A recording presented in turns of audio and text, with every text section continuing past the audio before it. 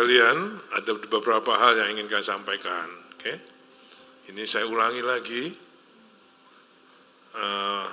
Pertama tentang ada pameran suatu hari yang baik tahun 2045. Oke? Itu cita-cita kita mempunyai kota hijau, kota smart, kota livable city, you just name it. Tapi menunggu tahun 2045. Ya, saya baru-baru ini sebagai CDM Asian Games di Hangzhou. Oke. Menurut saya, apa yang kita mau cita-citakan 2045 sekarang sudah ada di Hangzhou. Makanya, selain sebagai CDM, saya sudah membawa 22 orang yang sedang menangani IKN.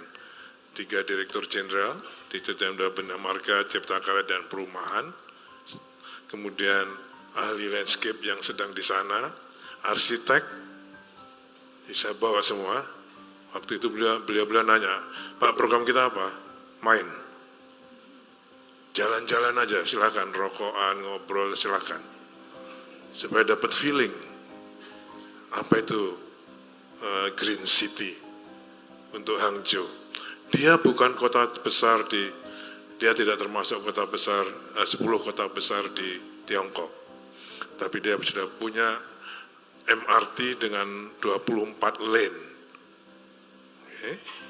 Sudah dilewati kereta cepat. Nggak ada sejengkal pun tanah yang terbuka. Kita cari nggak ada. Semua tertutup flora. Jadi saya kira saya kira pameran itu baik. Kita punya cita-cita. Tapi saya waktu lihat pamerannya, kalau kelakuan kita seperti ini, 2045 pun kita nggak akan dapat kota yang seperti yang dicita-citakan itu. Jadi saya kira habitat tahun depan kita harus mengevaluasi apa dampak dari peringatan habitat tahun ini. Okay. Baru kita nanti bisa lihat apa yang harus kita lakukan. Tadi anak-anak muda sudah rehabilitasi mangrove, sudah mau melihat what next. Kembali ke kampus, kembali ke PU ya segini-gini mana. Program nggak berubah, nggak mau mencapai suatu hari yang baik, saya nggak yakin.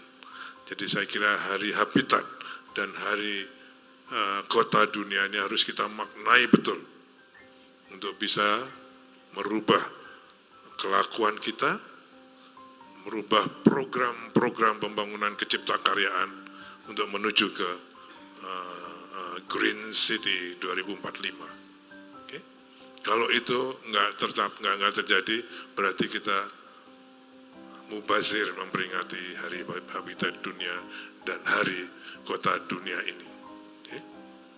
Saya terima kasih pada para kepala daerah yang telah menunjukkan bukan hanya komitmen mestinya. Kalau komitmen banyak sekali orang berkomitmen. Tapi kau yang mulai, kau yang berkomitmen, kau yang mengakhiri, kau yang belenjani.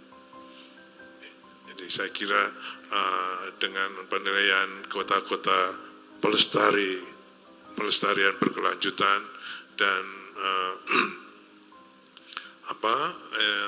manajemen TP3SR yang baik, saya ingin sekali lagi memberikan apresiasi tidak hanya 3 miliar, 5 miliar semuanya masing-masing.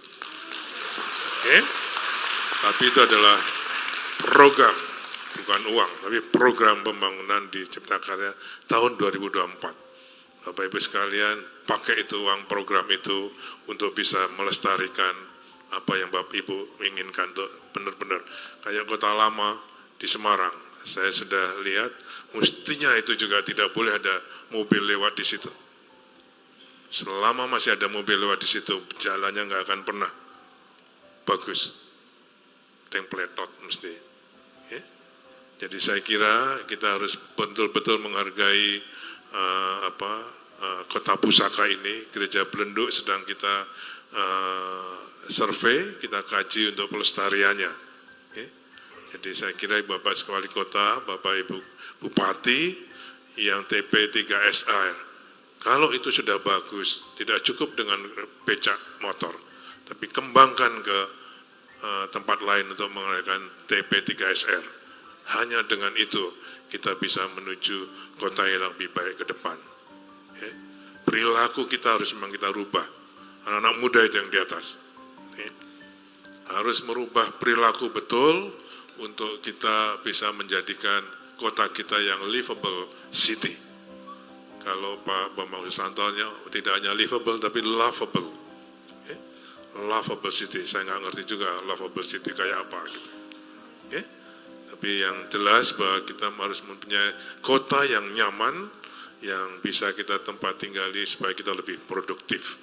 Kan tujuannya itu kan nanti Pak Emil Dardak bisa melihat kota yang baik adalah kota yang membuat warganya lebih produktif karena dia kecukupan airnya, sanitasinya. Ada satu lagi, kalau mau hidup baik, air dan sanitasi. Tapi kalau mau makmur, konektivitas.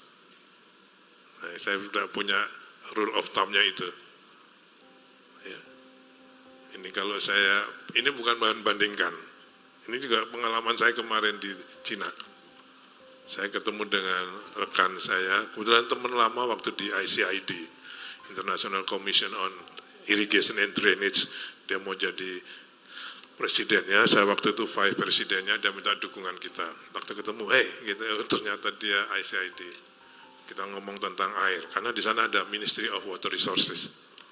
Dia sebagai Minister of Water Resources, kita ngobrol, dia didampingi dirjen-dirjen, saya dengan beberapa teman.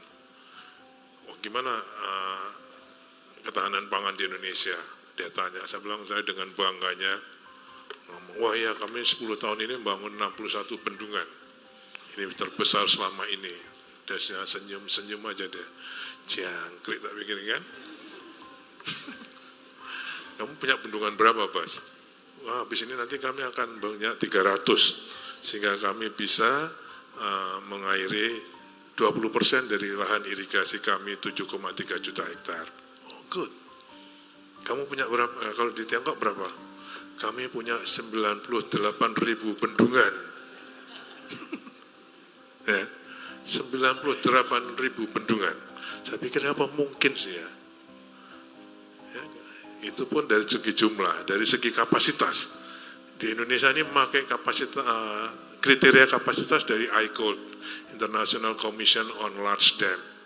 Ketinggian bendungan 15 meter dengan kapasitas 500.000 meter kubik, itu namanya bendungan besar. Di Cina enggak, kami pakai kriteria lain. Di sini berapa? Di sini dinamakan besar kalau itu 100 juta meter kubik. Memang mereka dari dulu gendeng gitu kan.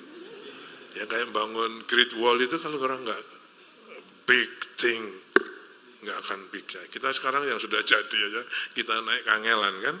Dulu bikinnya kayak apa itu? Jadi memang mereka punya, ada lagi misalnya, karena hidrologinya ya, di Hangzhou itu daerah kering, tapi lahan irigasinya yang terbesar di Hangzhou itu. Cuman hidrologinya yang paling besar airnya itu di Beijing. Gimana caranya? Dia bikin kanal dari Beijing ke Hangzhou, berapa ribu mile itu. Dan besarnya lebih besar dari Kali Ciliwung. Jadi memang gila-gilaan, tapi makmur. Jadi memang itu sediakan, bukan gila-gilaan, tapi memang fokus dan masif. Kalau jalan tol jangan dipindah lagi, di sana ada 280.000 kilometer jalan tol sekarang. Kita bangun 2.000 kilometer 10 tahun sombong, gitu kan? Kelihatannya sudah besar, sudah banyak. Jadi saya begitu lihat itu, kita masih harus bekerja lebih keras. Ya, teman-teman tadi kalau kembali lagi ke habitat, kalau ini juga kalau mungkin membandingkan Tiongkok terlalu besar. Korea Selatan itu tidak lebih luas dari Jawa Tengah. dia punya 17.000 bendungan. Jadi memang air. Jadi kalau kita diskusi climate change, tapi kelakuannya kayak gini aja, ya diskusi toh. Ya hanya diskusi aja. Adaptasi, mitigasi, nice.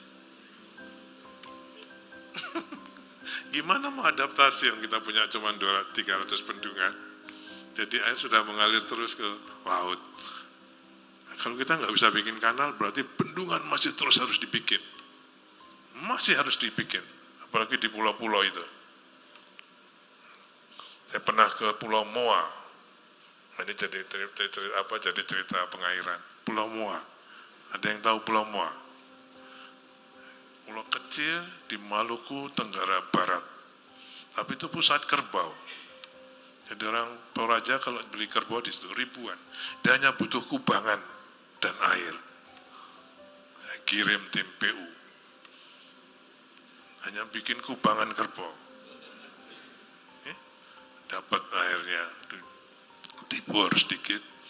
Karena pulau kalau ada hijau-hijau pasti air itu. Karena kering, tapi kalau ada hijau sedikit pasti air. Kebetulan anak saya di dosen UGM tentang air juga, saya minta dia ke sana juga supaya belajar. Ternyata dapat air juga gitu. Jadi air ismat. Tanpa air. Jadi kalau saya sekarang di NTT baru bangun 7 bendungan, itu harus banyak lagi. Wis sekarang ngomong mana wis. Flores itu baru punya 3 mungkin. Itu harus banyak lagi. Di pulau-pulau itu mesti harusnya bendungan-bendungan besar untuk climate change adaptation.